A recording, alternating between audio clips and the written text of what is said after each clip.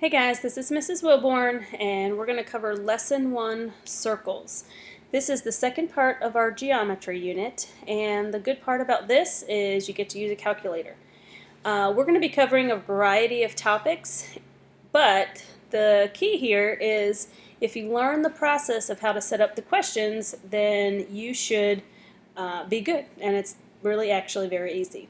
All right, our EQ for the day is how can I find the circumference and area of circles?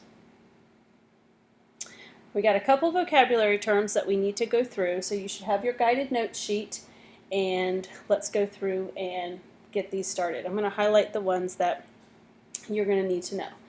All right, so circles are the set of all points in a plane that are the same distance from a fixed point called center. That is a circle.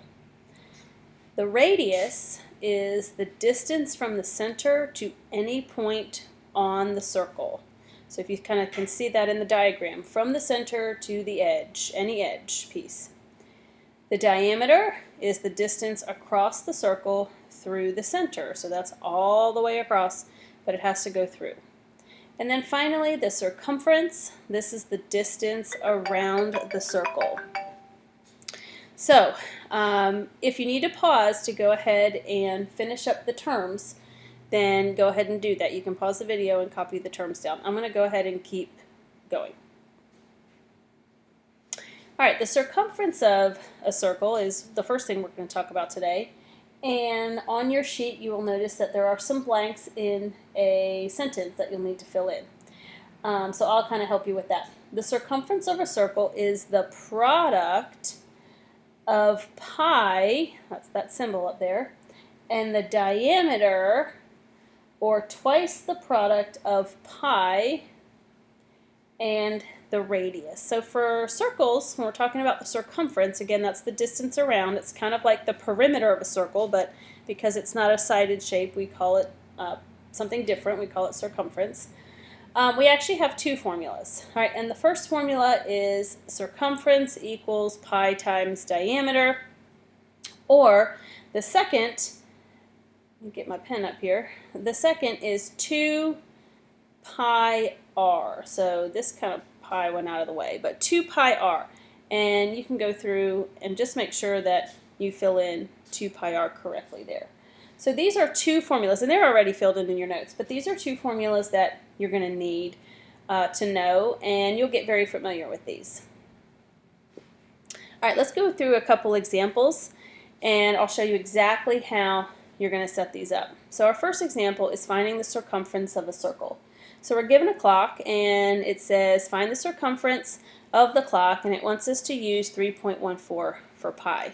All right, so your first step is always going to be to write the formula. And since we're given the diameter, so we're given the diameter of the clock of 25 centimeters, we're going to choose the formula that has the diameter in there. So we're going to start off with C, or circumference, equals pi d, pi times diameter. And that's our first step, is always to write out the formula. The second step is going to be to actually substitute in for the variables that we know. So we're trying to find the circumference, so we're going to leave there. Remember, when we substitute in, we always change out the variables or the symbols for parentheses, and then we're going to substitute in. Well, it tells me to use 3.14 for pi, so I'm going to choose that there. And then the diameter of the clock is what was highlighted, and that was 25. So you need to be sure that you show all of those steps, the original formula, the plugged in formula, and then you're going to use your calculator to do the multiplication. So as we go through, we're going to get 78.8 centimeters. And again, always box in your answer and go ahead and make sure you have units there. All right, circumference is single units. So sometimes we think of area and we have to square the units, but circumference is single units. All right, let's go through and try another one. All right, the next example is we're given a circle here, and it says find the circumference of the circle, and it wants us to use 22/7 for pi. All right, so we're going to start the same way. First, we have to choose the formula.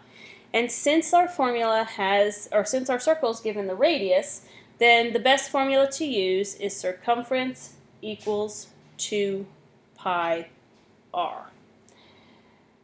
Alright, so we write our formula down. We're going to write the plugged in formula. So I'm going to leave the circumference there. I'm going to leave the 2 there. I'm going to put parentheses in place of pi and of the r.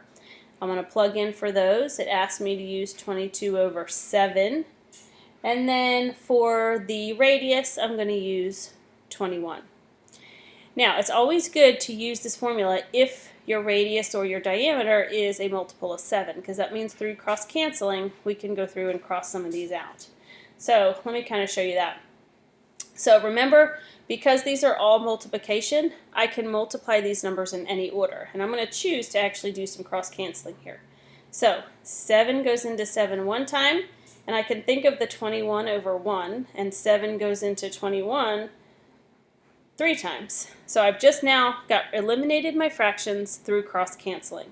And now I can go through and with my calculator just go ahead and compute. And I will find out that it's 132 inches in circumference. Alright, be careful and always make sure that you write the formula, show the plugged in formula, and then you're allowed to use your calculator for the computation. Alright, let's try another one. So, finding the diameter of a circle. Alright, so now we're going to be given some other pieces of information. Alright, so it says the largest tree in the United States is growing in Sequoia National Park in California. The tree is a giant sequoia whose trunk is roughly circular and has a circumference of 998 inches. We want to know what is the tree's diameter. Alright, so when you're given the circumference, you're still going to start with the same process. And we have to think, it's asking for the tree's diameter, so we want to choose the formula where we're going to, at the end, have the diameter. So we're going to choose C equals pi d. And now when we plug in, we're going to actually know the circumference, so I'm going to substitute in the 998 for the C. And then I'm going to put my parentheses in place of pi. And the d is my variable. That's what's missing. That's what I'm trying to find. All right, so I'm going to leave the d there. And then I'm simply going to fill in 3.14. You could do 22 over 7. All right, and now I simply find a one-step equation. So I'm going to draw my railroad tracks, start on the side with the variable, and I'm going to simply go through in my inverse operation. So I'm going back to review my inverse balance solve. My inverse operation is to divide. I'm going to divide by 3.14.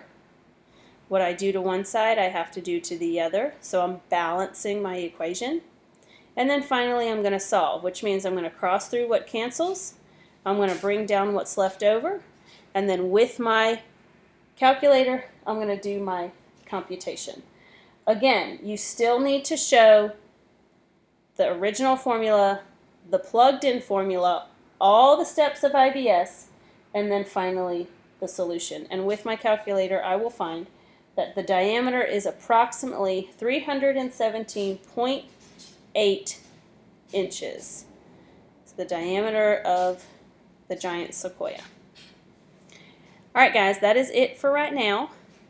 This ends the video on circumference, and we will also be doing one on area.